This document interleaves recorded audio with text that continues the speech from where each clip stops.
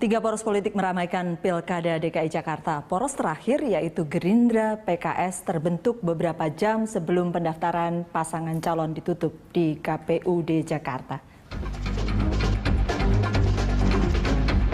Jakarta tak bisa dipungkiri merupakan barometer politik nasional. Itulah mengapa Pilkada Jakarta selalu merebut perhatian dan berlangsung panas hampir di setiap tahapannya. PDI Perjuangan yang menguasai kursi mayoritas di DPRD Jakarta akhirnya bergabung dengan Nasdem, Hanura, dan Gerindra. Blok politik ini mengusung pasangan Basuki Cahayapurnama, Jarod Saiful Hidayat. Kali ini PDIP dan Megawati Soekarno Putri menjadi kingmaker. Setiap kartu yang dibuka mereka mempengaruhi konstelasi politik Jakarta. Partai lain menanggapi langkah PDI Perjuangan. Partai Demokrat misalnya membuka komunikasi dengan PPP, PKB, dan PAN. Lewat pertemuan yang alot dan intensif di kediaman SBY di Cikeas, 4 parpol ini mengajukan Agus Harimurti Yudhoyono dan Silviana Murni. Pasangan ini terbilang kejutan. Sama-sama baru dalam politik praktis. Duet militer sipil yang mengusung tema Jakarta untuk rakyat. Dua partai tersisa, Partai Gerindra dan PKS, lebih alot lagi saat menetapkan pasangan calon di rumah Prabowo Subianto, Jalan Kertanegara, Jakarta Selatan. Setelah hampir 2 hari berjibaku, akhirnya mereka menetapkan Anies Baswedan dan Sandiaga Uno sebagai pasangan yang maju di Pilkada Jakarta tahun 2017. Ya, dua poros penantang Ahok itulah topik yang kami angkat dalam The Headlines kali ini. Dan untuk membahasnya, kami telah mengundang Yunarto Wijaya, Direktur Eksekutif dari Carta Politika. Lalu ada Samsudin Haris, peneliti senior dari LIPI. Di sebelah kiri saya ada Don Bosco Selamun, pemimpin redaksi Berita 1 News Channel, serta Bambang Harimurti, wartawan senior dari Tempo. Bapak-bapak, terima kasih sudah hadir di The Headline. Sesudah sempat turun, naik lagi, ini kata Pak SBY, pilkada rasa pilpres. Iya, sangat menarik. Dan saya rasa saya setuju dengan pernyataan Pak SBY ini pilkada rasa pilpres. Coba bayangkan ini rasa pilpres 2014 antara Teguh Umar dan Hambalang atau Jokowi dan Prabowo. Tapi kan tetap di belakangnya ada Ibu Mega. Lalu rasa pilpres 2004 antara Teguh Umar dan Cikias. Itu antara Ibu Mega dan Pak SBY pada waktu itu, dan digabung itu, jadi satu, jadi tiga. Jadi kira-kira jadi tiga. Kalau dilihat pertempurannya begini, rivalitas pilkada DKI itu sangat menarik. Tetapi belum tentu menentukan hasil akhir. Oh, kenapa? Hasil akhirnya bisa... Nanti Mas Yunarto dan kawan-kawan mungkin bisa bicara. Tapi memang kalau dilihat koalisi-koalisinya ini memang kerja keras di hari-hari terakhir, Mas BAM. Iya, dan saya sih melihat ada sesuatu yang menarik ya, bahwa pertama semua calon ini tidak ada satupun yang sebetulnya boleh bilang kader partai. Betul. Ya kan, karena ternyata tidak ada kader partai yang layak dijual, sehingga harus mencari orang di luar kan partai. Jarod dari partai, Kecuali Sandi Jarod juga Jarod tuh wakil tapi ya, wakil. Orang praktis ketika ngomong Ahok Jarodnya hampir tidak di-mention. Nah, kita lihat adalah figurnya Pak Ahok, figurnya Anies, dan figurnya Agus Harimurti. Semuanya bukan orang kader partai. Bukan orang yang aktif di partai. Bahkan di keluarga SBY pun sebenarnya kader partainya kan adiknya, tapi yang maju kakaknya, ya kan? Jadi ada apa nih? Ada semacam ketidakpercayaan pada kader partai, dan menurut saya ini bukan cuma di Indonesia. Kalau kita lihat apa yang terjadi di Filipina dengan Duterte, apa yang terjadi di Inggris, apa yang terjadi di Amerika dengan Trump, memang kelihatannya ada kelompok massa menengah bawah yang kehilangan kepercayaan dengan ruling elite ya, pada ruling elite. Nah, ini mungkin gejala yang lain lagi yang harus, ya ini Prof kita lah yang ahlinya.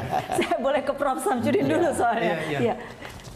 Ketidakpercayaan pada partai atau memang sulit mencari penantang Ahok? Ya, dua-duanya. Sebab bagaimanapun partai ini kan tidak melakukan apapun menjelang pemilu, menjelang pilkada itu langsung panik gitu. Nah, selama di antara dua pilkada, dua pemilu itu pada umumnya tidur panjang. Tidak ada upaya melakukan seleksi yang katakanlah menghasilkan pemimpin yang akuntabel, yang amanah, bertanggung jawab. Jadi talent scouting-nya nggak jalan gitu ya? Betul, tidak ada kaderisasi. Sehingga setiap menjelang pilkada panik semua.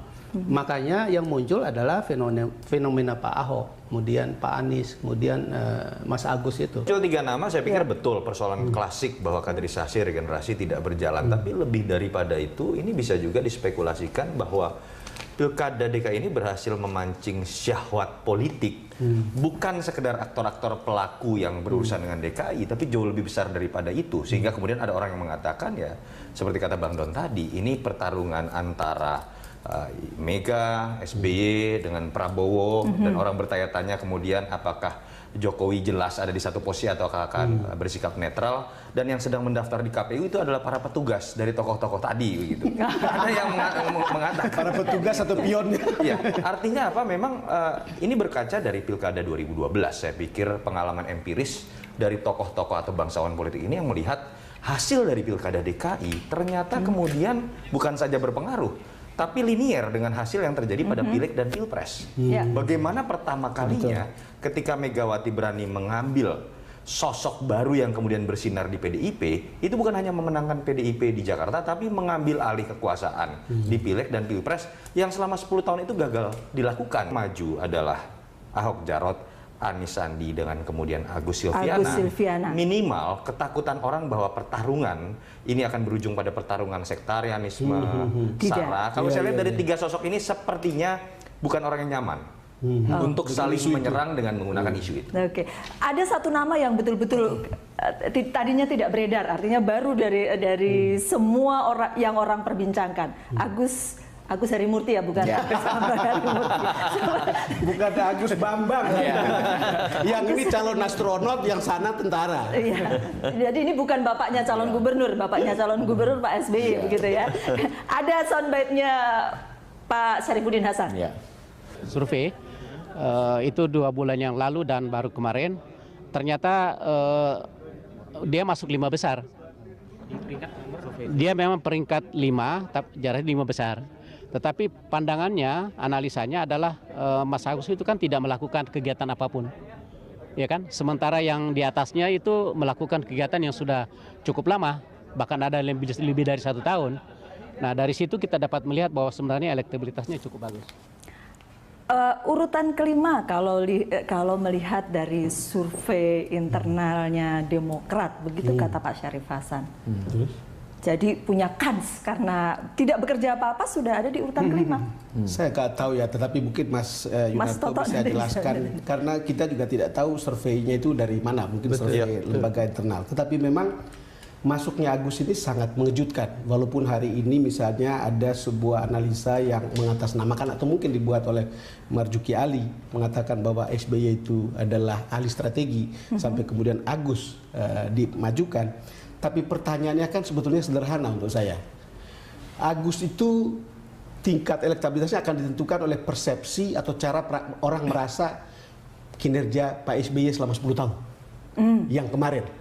Kalau orang melihat itu positif, bagus. Tetapi kan ada juga anggapan 10 tahun SBY dan 2 tahun Jokowi itu orang sudah rasa bahwa itu berbeda. Tentu masing-masing kita bisa merumuskan seperti apa perasaan itu, tapi orang akan mengatakan mana realitas palsu, mana pencitraan palsu, dan mana yang nyata. Kira-kira begitu. Saya boleh tambahkan pernyataan Ahok dulu sebelum ke Mas Toto. Enggak, dia nggak pernah menjadi. Dia udah selalu bergerak diam-diam dari dulu. Saya udah ikutin dia. Ini katanya oh enggak, saya udah tahu dia pertemuan dari 2 tahun yang lalu dan kumpulin orang-orang Betawi, kumpulin mantan pejabat. Saya sengaja, saya dorong kok. Saifullah semua saya dorong. Justru saya bilang makin baik yang calon, makin baik yang pengen jadi pejabat yang diuntungkan warga DKI. Oke, ini pernyataan tentang Silviana Murni sebenarnya. Ada pernyataannya tentang Agus Harimurti udah mirip.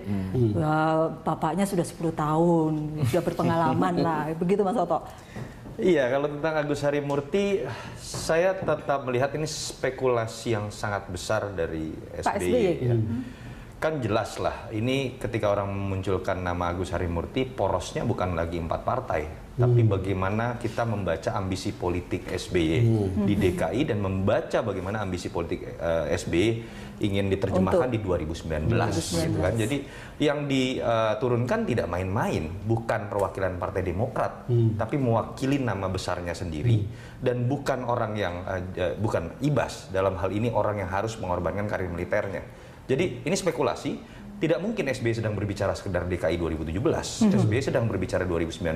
Itu justru bukti bahwa sedang berbicara sesuatu yang berbeda gitu ya? Sedang berbicara sesuatu yang berbeda menurut saya. Dan pertanyaannya kalau kemudian ada orang mengatakan ini pertarungan nostalgia antara Cikias dengan Teguh Umar, saya lebih melihat berbeda. Agak mirip dengan yang apa Bang Don katakan, ini pertarungan antara dua rezim dan bukan lagi rezim Megawati dengan rezim SBY. Sama seperti ketika pertarungan persepsi ketika bicara Ahok, orang akan mengkaitkan bukan dengan Megawati, dengan Jokowi, baik sebagai gubernur ataupun presiden. Sama seperti orang berbicara Agus, sudah pasti akan yang bisa dilihat bukan track record Agus, karena Agus tidak memiliki track record, tapi track record dari ayahnya. Rezim SBY dengan rezim. Iya, saya pikir saya sependapat dengan Mas Toto ya, bahwa Pak SBY ingin melanjutkan dinasti politik Cikeas ini. Nah, dan itu sah saja kan? Ya sah-sah saja. Ya. Apakah itu melalui Ibas, melalui Bu Ani atau melalui Agus. Kebetulan test case-nya kali ini adalah melalui Agus. Saya pikir juga sosok Agus itu mewakili Cikeas ya, bukan mewakili partai. Oleh sebab itu hasil Pilkada Jakarta 2017 itu bagi Pak SBY mungkin tidak begitu penting. Tapi beliau ingin tahu sejauh mana sebetulnya tingkat dukungan publik terhadap nama SBY, nama Yudhoyono untuk peluang ke depan tentu saja. Sasaran antara gitu? Ya kalau saya mungkin karena saya bukan pakar ilmu politik ya, saya agak berbeda. Saya cuma berdasarkan pengamatan saya pada cara berpikir Pak SBY. Pak SBY itu orang yang senang memperhatikan keadaan di dunia, lalu melihat relevansinya dengan di Indonesia. Gitu. Saya lihat beliau melihat ini ya, bayangan saya ini kan pertarungan antara Ahok dan kelompok Prabowo lah ya, dalam hal ini kemudian Anies. Itu pertarungan tradisional partai politik. Ya, dan mereka akan negatif campaign nih, gila-gilaan perangnya. Nah, Pak SBY itu kayaknya membaca seperti ada kasus saya bilang tadi, ada Duterte, ada Trump, ada apa. Ada kemuakan orang pada partai politik. Dia harus mengambil tokoh yang jauh dari partai politik. Karena itu dari anaknya, dia nggak ambil Ibas. Dia ambil Agus, yang jelas-jelas tidak ada kaitannya dengan partai politik. Lalu untuk pasangannya, dia kan selalu bikin matrik tuh. Saya kebayang matriknya. Pertama orang non politik tapi udah pengalaman, non politik birokrat kan. Kedua harus gender balan, perempuan. Ketiga mewakili etnik Betawi, perempuan kan? Betawi. Dan kemudian non partai, muda, profesor lagi. Ya, profesor muda, melambangkan hope orang yang tidak tercemar oleh partai politik. Kita break dulu kalau gitu, kami akan kembali sesaat lagi.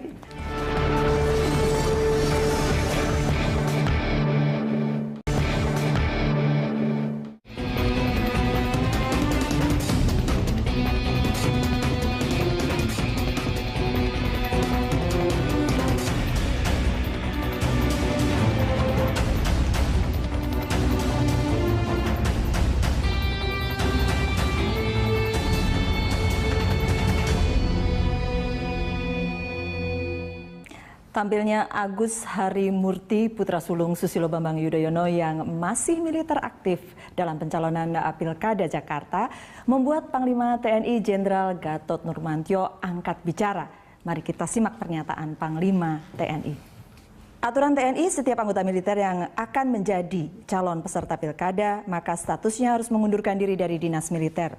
Kalau prajurit TNI masih aktif, masa aktifnya masih panjang, akan diberikan pensiun dini sehingga pada saat pilkada dia sudah bukan militer lagi. Iya, sudah pasti harus mundur, itu yang jelas. Dan tadi pagi sempat ribut bagaimana cara mundurnya Agus Harimurti supaya saya tidak keliru. Nggak, kalau menurut aturannya mestinya pada pukul 13.00 hari ini katanya itu yang kita dapat ya, Agus Harimurti sudah boleh mengajukan pensiun dini, jadi memenuhi seluruh syaratnya. Jadi tidak masalah. Jadi tidak ada masalah. Tetapi begini dong, saya lebih tertarik untuk membicarakan satu hal. pertarungan 3 poros ini untuk saya kok ini hoki untuk Ahok. Karena dengan begitu adrenalin orang seperti Ibu Mega pasti fight untuk Ahok. Dia masih menyimpan masalah dengan Pak SBY pada tahun 2004 bukan? Dan sampai sekarang belum saling sapa. Jadi dan dia akan mengerahkan semuanya.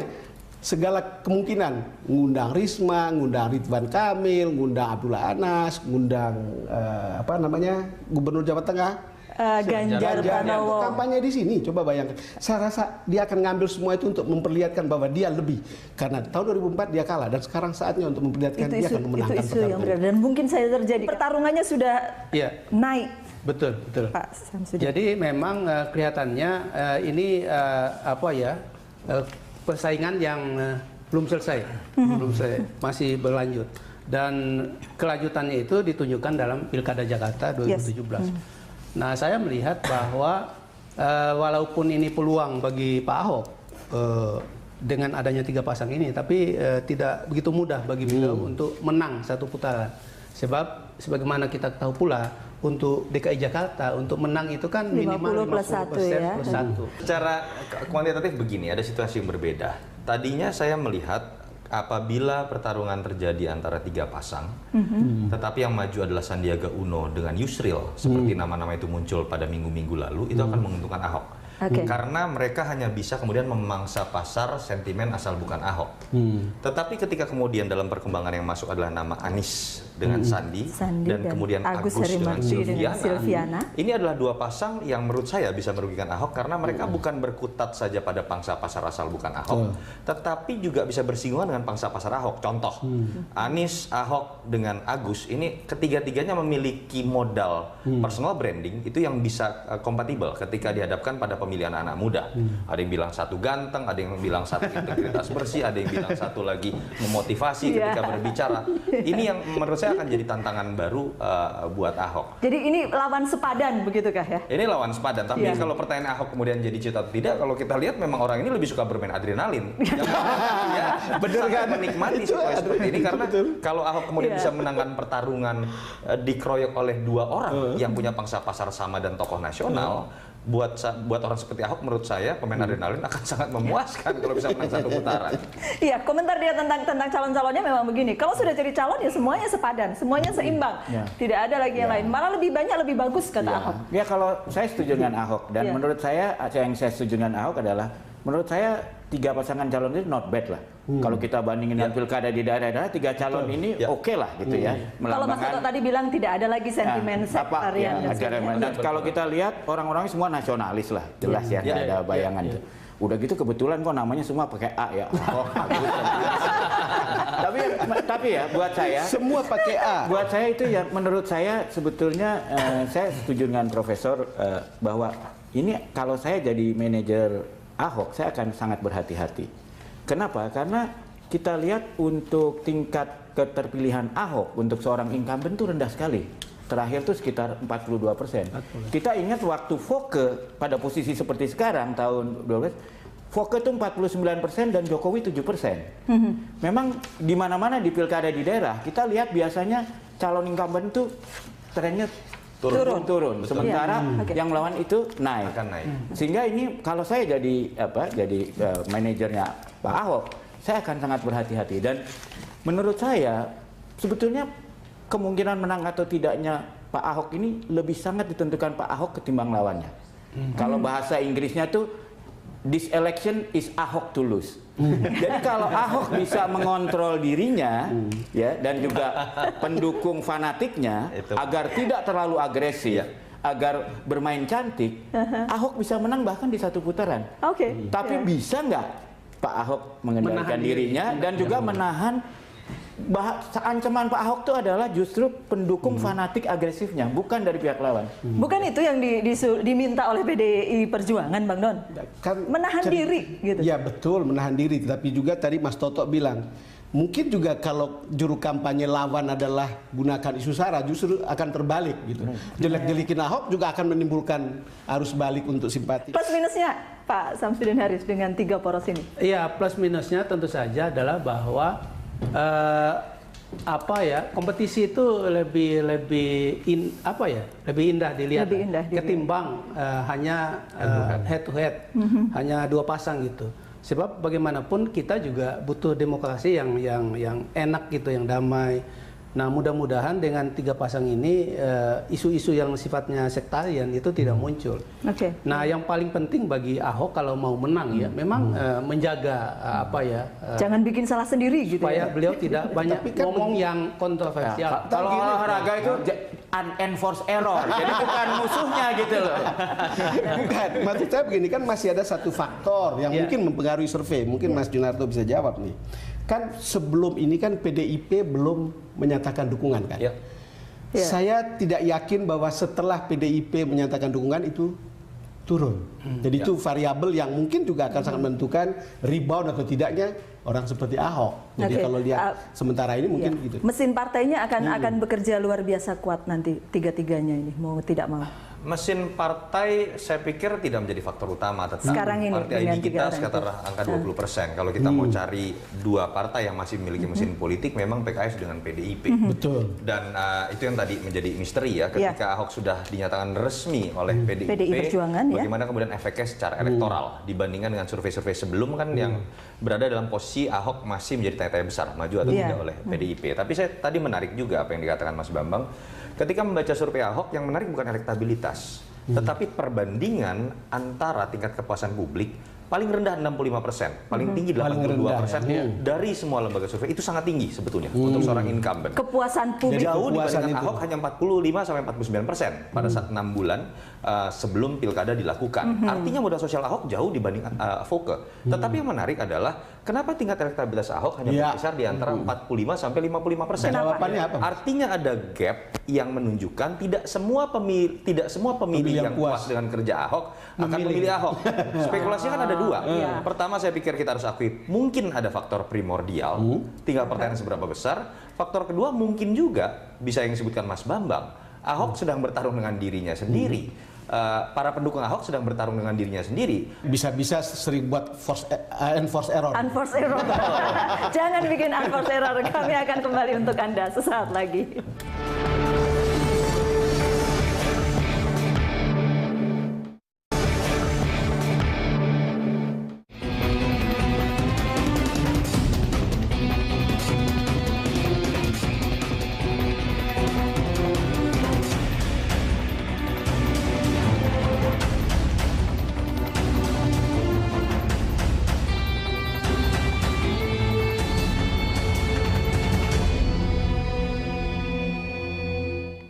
Megawati Soekarnoputri, Susilo Bambang Yudhoyono, dan Prabowo Subianto turun gunung mempersiapkan pasangan calon gubernur dan calon wakil gubernur yang akan bertarung di Pilkada Jakarta. Walaupun Pilkada serentak, ada 101 daerah yang dilihat cuma satu, yang lain boleh melakukan apa saja sekarang ini.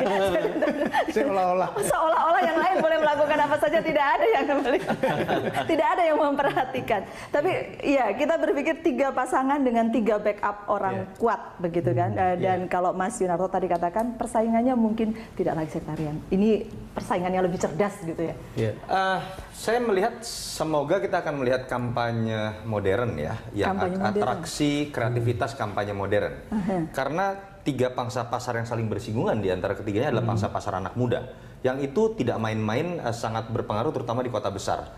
Pertama, 17-30 tahun itu 38% dari keseluruhan pemilih. Yang kedua, kita harus akui mereka memiliki kapasitas sebagai social influencer jauh lebih besar dibandingkan dengan umur di atas. Mengapa? Era ketika sekarang kita bisa menggunakan sosial media, kita bisa bersuara dengan sedemikian cepat dengan jaringan-jaringan yang ada di internet, itu lebih dikuasai oleh anak-anak muda, bukan segmen di atasnya. Itu terjadi tahun 2012, itu terjadi di tahun 2014 ketika Pilpres. Dan itu yang menurut saya dan itu akan makin naik lagi. Akan terasa lebih menarik dibandingkan dengan apa yang terjadi di Pilkada 2012 misalnya. Dulu ada pertarungan orang yang memiliki karakter mirip dengan anak-anak muda bertarung dengan gaya lama, misalnya Foke dan Nara begitu, yang sangat tradisional pendekatannya. Sekarang tiga-tiganya secara personal branding memiliki potensi untuk menggarap anak muda ini. Jadi itu yang saya harapkan, pertarungannya akan keras, tapi pertarungan keras dari sisi kreativitas kampanye modern tadi. Iya. sosmed berarti kan yang akan lebih Salah jadi satu yang akan sangat keras di sosmed. Walaupun secara substansi menurut saya ini akan lebih menyejukkan dibandingkan kalau nama-nama lain yang muncul misalnya. Iya. Cuma kadang-kadang sosmed itu kalau kita bacakan ya Bang, kadang-kadang juga kerja mesin untuk beberapa hal. Iya, satu hal. Dan kemudian yang kedua adalah kadang-kadang juga tidak keras sekali, luar biasa. Ada pertanyaan satu yang menggelitik saya sebetulnya. Saya melihat kan tadi soalnya kan tiga tokoh yang betul-betul mau bertarung di DKI ini. Lalu kemudian masing-masing sudah mengajukan calonnya. Saya hanya mau tanya sebetulnya, atau ada pertanyaan dalam hati saya, apakah mungkin Agus sudah lama dipikirkan oleh seorang SBY untuk naik saat ini, kalau tidak PDIP memutuskannya pada injury time juga?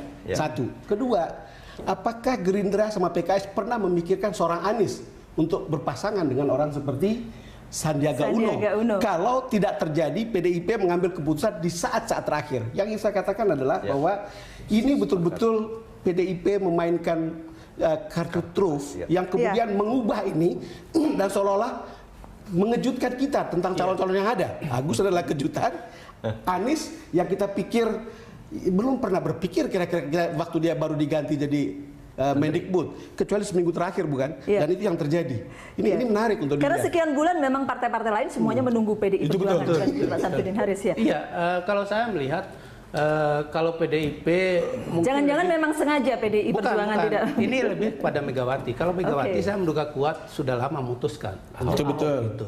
Cuma memang lingkungan Ibu Mega itu ya saling menjaga loyalitas juga pada Ibu Mega, sehingga dengan demikian bagi saya tidak begitu mengejutkan sebetulnya bahwa Bu Mega memutuskan ke Ahok.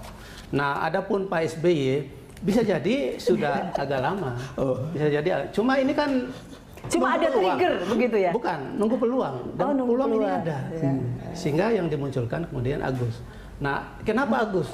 Nah, saya menduga kuat ini berkaitan dengan penampilan yang kenapa Ibas kurang tampan begitu? Lebih kalem, lebih menjaga itunya penampilan tata lakunya ketimbang mungkin lebih Ibas mirip SBY kalau kata orang. Kira-kira lebih menjadi fotokopi SBY Bang Ibas. Sedangkan untuk Anies saya pikir momennya adalah setelah dia dicopot. Kenapa memanfaatkan orang menduga bahwa dia dizolimi begitu? Bisa jadi juga. Dan itu bisa dikapitalisasi oleh pasangan Anies dengan Ya. Sandiaga Uno. Mungkin itu jadi saya agak melihat dari sudut yang lain ya. Saya melihat kalau pengamatannya tentang Pak SBY ya. Saya pikir mungkin juga faktor Ibu lebih tinggi ketimbang faktor Pak SBY untuknya. Dan yang kedua, saya pikir juga mungkin juga faktor Agusnya sendiri jangan diremehkan. Karena kalau kita lihat Pak Agus itu kan udah awal tahun lalu udah dinaik menjabat komandan batalion. Artinya harusnya dia letkol pangkatnya. Sekarang posisinya mayor. Dan bahkan sudah diumumkan akan dilantik pangkatnya menjadi letkol pada tanggal 22 Agustus tahun lalu. Ternyata sampai sekarang masih mayor. Jadi saya pikir mungkin ini juga ada satu unsur pendorong Agus untuk berpikir bahwa di militer mungkin dia ada masalah yang dia lebih punya peluang untuk keluar dari militer gitu. Apalagi kalau dia memang punya politik. Mungkin tidak akan terlalu cepat gitu ya karirnya di sana. Itu sipil berpikir cerdas. Sipil. Dan kalau kita lihat kan dia juga sekolahnya aja 3 sekolah top gitu dan pikirannya tentang politik. Kalau kita lihat sekolahnya bukan tentang bagaimana membangun militer yang kekuatannya begini-begini kan, sekolahnya lebih kepada yang lebih untuk politisi lebih cocok. Saya kira mungkin Pak SBY melihat ini antara Ahok dan anti Ahok, pertempurannya akan head on keras, negatif campaigning dan sebagainya. Apapun negatif campaigning itu pasti mencederai orang yang kena. Lalu carilah orang ketiga. Kalau dicarilah orang ketiga yang tidak ikut dalam perang ini, nanti nunggu kesempatan. Kalau jadi ibaratnya itu akan lebih unggul. Muntah bolanya. Dia nunggu bola muntah. Jadi ada peluang bola muntah. dengan karir yang kemungkinan bisa jadi lebih cepat. Ya, nggak perlu jadi jenderal, bisa kalau dia jadi masuk jenderal. dia mau jadi masuk politik, dia bisa jadi menteri pertahanan, jawaban Mas Toto bisa jadi tentang presiden. Apakah betul pertarungan akan diwarnai negatif campaign antara pro Ahok dengan anti Ahok dan kemudian Untunglah orang ketiga. untung orang ketiga ya? Saya malah melihat asumsi itu bisa digunakan kalau kemudian poros Gerindra dengan PKS itu bukan Anies. Bukan Anies. Ketika nama Anies yang iya, muncul itu agak terbantahkan. Ini orang yang menurut saya bahkan dari 3 pasang ini paling mengerti cara berkampanye positif. Ini yang paling mengerti cara menolak kampanye negatif. Mas Toto mau katakan dia lebih berbahaya dari Agus Harimurti? Oh ya, harus diakui dia tokoh politik nasional, dia pernah menjadi menteri, orang berspekulasi dia yang lebih bersemangat untuk berani melawan kandidat politiknya Jokowi, kira-kira begitu kan. Tapi yang menarik seperti ini, dalam konteks pertarungan politik tadi, orang kemudian tidak melihat secara jeli, katakanlah betul bahwa ini adalah bagian dari upaya SBY membangun kekuatan menuju 2019. Pertanyaannya kemudian, kalau kita coba baca koalisi apa yang dibangun oleh SBY, ada 3 partai lain. Dan yang menarik 3 partai yang bergabung dengan SBY di sini adalah 3 partai pendukung Jokowi. Artinya kalau spekulasi itu kita kaitkan dengan hipotesa bahwa SBY ingin berkuasa kembali, pertanyaannya apakah 3 partai ini sudah membalelo sehingga kemudian merasa lebih nyaman di 2019 bergabung dengan rezim baru, bukan lagi rezim Jokowi, atau seperti apa? Di tempat PDIP juga ada Golkar. Ya, ini yang menurut saya menunjukkan memang pasca 2014 konstelasi politik masih cair dan pertarungan politik balas dendam pasca reformasi memang belum selesai. Oh, itu Oke, kalau gitu kita coba jeda dulu, nanti kita akan kembali selepas rehat.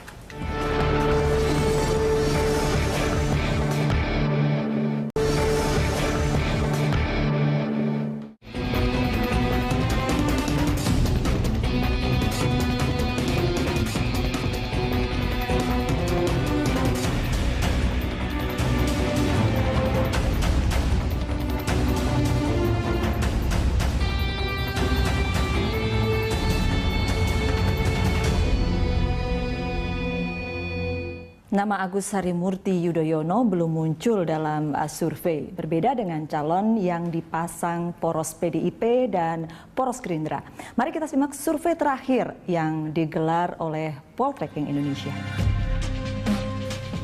Ini adalah elektabilitas tokoh versi Poltreking. Ahok 40,77, kemudian ada Sandiaga Uno 9,23 dan Anies dekat juga sekali 8,92%. Di survei yang lain dari LSPI, Basuki Cahayapurnama di situ 35%, kemudian Sandiaga Uno 5,8% dan yang belum memutuskan ada 17,6%.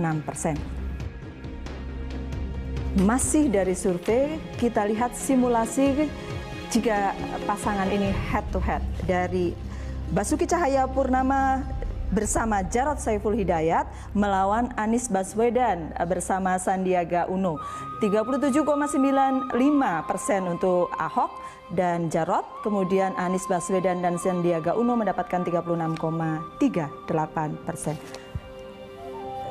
Kalau dari survei ini head-to-head nggak jauh ya pasangan? Saya terus terang belum dapat jawaban ya secara logika statistik. Kenapa 37? Kenapa kemudian ketika disimulasikan person to person dengan pasangan itu berbeda jauh. Biasanya ada korelasi linier. Karena faktor dari wakil itu tidak menjadi faktor primer biasanya. Tidak memberikan faktor tambahan. Tapi saya tidak tahu, misteri itu mungkin ada jawaban juga. Kita coba berpikir positif ya. Tetapi memang ada pola yang itu biasa terjadi bahwa incumbent itu polanya pasti akan unggul jauh ketika masih jauh pilkadanya. Ketika mendekati masa pendaftaran itu biasanya akan mulai semakin mendekati atau minimal penantang akan punya tren naik. Karena apa? Sederhana saja. Penantang biasanya ketika jauh-jauh hari tingkat pengenalannya masih rendah. Ketika sudah didaftarkan, dipublikasikan oleh KPU, otomatis dia akan langsung naik tingkat pengenalannya. Di situ kita baru bisa melihat titik start atau bagaimana kita bisa membandingkan apple to apple. Jadi survei yang bisa dianggap kemudian menjadi titik start untuk menganalisis dalam situasi sekarang adalah survei yang pertama dilakukan apabila nanti pendaftaran dan penetapan sudah dilakukan. Ya saya rasa memang itu baru lebih mendekati realitasnya. Karena kemudian orang tahu bukan lagi berandai-andai. Betul. Tidak berandai-andai, tapi mereka akan lihat betul-betul pasangannya, dan menurut saya suara pasti akan sangat dinamis untuk beberapa hal. Tapi kan kita sudah tahu pada umumnya adalah bahwa seperti disajikan melalui survei oleh berbagai lembaga survei termasuk dari Mas Toto ini kan memang terbelah kan di Jakarta ini kalau lihat figur orang seperti Ahok. Lalu kemudian kita akan lihat seperti apa diksi atau apapun yang akan ditampilkan oleh beberapa tokoh setelah mendaftar seperti ini, dan mungkin akan berpengaruh kan. Bagaimana kemudian kalau kita bicara soal perbandingannya dengan kursi para pendukung begitu ya? Ya. Di tempat Basuki Cahayapurnama itu ada PDI Perjuangan, Nasdem, Hanura, Golkar. Totalnya 52 kursi. Kemudian di posisi Agus Harimurti dengan Silviana Murni ada Demokrat, P3, PKB, dan PAN yang total kursinya berjumlah 28. Ketiga adalah Gerindra dan PKS. Totalnya adalah 26 kursi. Ada Anies Baswedan dengan Sandiaga Uno. Ya, tapi ini kalau tadi Mas Toto katakan kan ya mesin partai mungkin tidak kemudian ya kita lihat waktu Foke aja lawan Jokowi kan. Boleh dikatakan partai semua mengeroyok Jokowi. Jadi semua partai kecuali Gerindra dan PDIP aja yang melawan. Tapi betul-betul soal tokoh di sini ya. Tokoh. Kalau pilkada saya kira tokoh lah. Iya. Sebab kalau pileg itu partai politik. Tapi kemampuan partai politik sebagai mesin untuk mengawal pasangan calon itu juga menentukan. Walaupun PDIP punya tesis yang berbeda, yang selalu diperdebatkan. Bahwa dari kejadian yang ada di Jawa Tengah, bahwa dari kejadian yang ada di Jakarta, Sumatera Utara hampir menyalip pertarungan kemarin kan, Jawa Barat juga hampir. Saat itu mereka mengatakan loh, ini kita malah bisa membuktikan bahwa PDIP itu bukan ketika bergerak mencalonkan satu orang calon gubernur atau bupati misalnya, kita bukan hanya menggerakkan elemen-elemen yang ada di daerah itu. Kita bahkan menurunkan kepala-kepala daerah lain. Kita menurunkan anggota DPR sehingga mereka berani mengklaim bahkan eskalasi dan suaranya itu lebih besar dibandingkan yang kita bisa hasilkan dalam pileg sebelumnya. Ya. Risma akan disuruh ke sini, Ridwan Kamil dan lain-lain, Ganjar dan seterusnya. Tapi yang menarik kan betul, PDIP itu adalah partai yang solid sama seperti PKS. Memang menjadi pertanyaan, itu bukan sekedar tokoh menurut saya sekarang ini. Partai yang bekerja itu juga akan sangat berpengaruh. Kalau kita lihat PDIP maupun PKS itu adalah partai-partai yang solid. Saya kira belum lama ini saya bicara dengan Jarod misalnya, diketahui bahwa yang akan kerja keras dan berlumpur-lumpur itu di situ pasti PDIP dan mereka semua siap. Itu tadi kembali kepada adrenalin Ibu Mega itu akan meningkat jauh karena menghadapi persaingan masalah yang boleh langsung ke closing statement saja Pak Samsudin Haris karena kita sudah mepet. Pandangan Bapak tentang jalannya kampanye nanti? Iya, jalannya kampanye itu tentu saja kita membayangkan mudah-mudahan tidak ada lagi isu soal agama, soal suku dan lain sebagainya itu. Sebab itu tidak mendidik, tidak sehat bagi masa depan bangsa kita. Nah, oleh sebab itu yang paling penting adalah apa yang bisa dijanjikan oleh Agus dan pasangannya, apa yang bisa dijanjikan oleh Anies dan pasangannya. Ya, kalau Pak Ahok kan sudah jelas melanjutkan apa yang sudah dia lakukan. Tetapi juga apa yang dijanjikan oleh Pak Ahok dan pasangannya gitu ya Pak Samsudin ya. Mas BHM. Ya kalau saya sih dengan hasil ini saya sebagai pengamat demokrasi senang karena saya lihat representatifnya. Sebagai jurnalis? Ahok itu adalah orang minoritas. Punya potensi memenangkan pertarungan di Jakarta. Double minoritas. Double minoritas. Kalau kita lihat Anies, minoritas juga. Keturunan Arab dari partai kakeknya dulu kan itu, tapi nasionalis. Jadi dua minoritas nasionalis ya. Lalu ada pasangan anak muda yang kalau kompetensi teknis lihat dari CV-nya baik gitu. Jadi menurut saya menu untuk masyarakat Jakarta ini untuk demokrasi kita baik. Mas Toto. Ya, pilkada biasanya memaksa pemilih hanya memilih dia terbaik di antara yang terburuk. Tapi saya melihat kali ini ada peluang lah kita mendapatkan yang terbaik di antara yang terbaik. Tapi ya saya tidak mau menyebutkan nama, tapi lebih mengerikan kalau ada beberapa nama yang sempat muncul. Yang ketika sebelum kampanye pun itu sudah mengatakan isu-isu yang cenderung ke arah sektarianisme. Tetapi yang harus diingat adalah bagaimana orang-orang yang bisa menjadi terbaik di antara yang terbaik ini tidak kemudian berbicara mengenai hal-hal di luar Jakarta, tidak membawa aspirasi di luar mengenai kemampuan dirinya untuk memperbaiki Jakarta.